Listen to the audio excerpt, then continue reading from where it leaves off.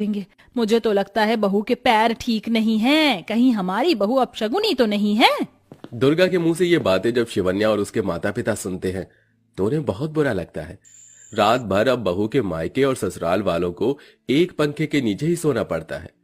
किसी को भी पंखे की हवा सही से नहीं लगती और सब पूरी रात परेशान हो जाते हैं। ये देखकर अगले ही दिन शिवन्या काम करने के बारे में सोचती है।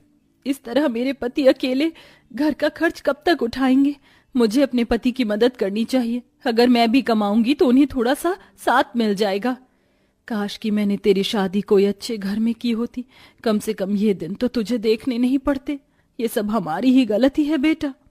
इस तरह शिवन्या सुबह आंगनवाड़ी में बच्चों को पढ़ाने का काम पकड़ लेती है और शाम को एक अमीर घर में खाना बनाने का काम पकड़ लेती है, लेकिन इसके बारे में वो किसी को नहीं बताती। एक दिन शिवन्या की माँ लता ही उससे पूछ लेती है, तुम रोजाना सुबह शाम गायब रहती हो, कहाँ चली जाती हो? वैसे तुम्हें सब कुछ जानती हूँ, लेकिन मैं तुम्हारे मुंह से सुनना चाहती हूँ। एक माँ से उसका बच्चा क्या ही छुपा पाएगा? माँ, आपको पता चल गया है कि मैं काम करने लगी हूँ। हाँ बेटी, मैं जानती हूँ, लेकिन तू जानती है ना तेरी सास कैसी है।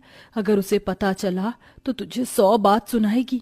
मुझे अपने पति की हेल्प करनी है और साथ में इस घर के अंदर एक कूलर पंखा दोबारा से लगवाना है ताकि किसी को गर्मी में मरना ना पड़े। ऐसे ही शिवन्या बहुत ही स्ट्रगल करती है। उसे घर के सारे काम भी करने होते हैं और साथ में उसे छुप छुप कर नौकरी पर भी जाना पड़ता है। एक दिन दुर्गा शाम के वक्त लता और रमेश से कहती है, अरे बेटी के ससुराल में आने के बाद मुफ्त की रोटी तोड़ते हुए शर्म नहीं आती क्या तुम्हें?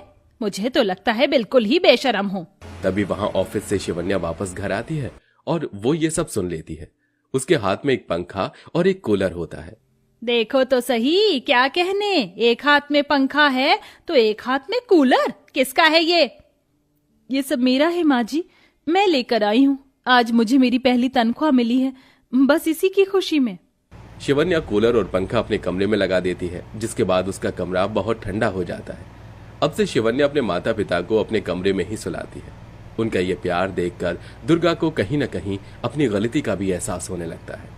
मैंने जो अपनी बहू के साथ किया वो बिल्कुल भी ठीक नहीं है।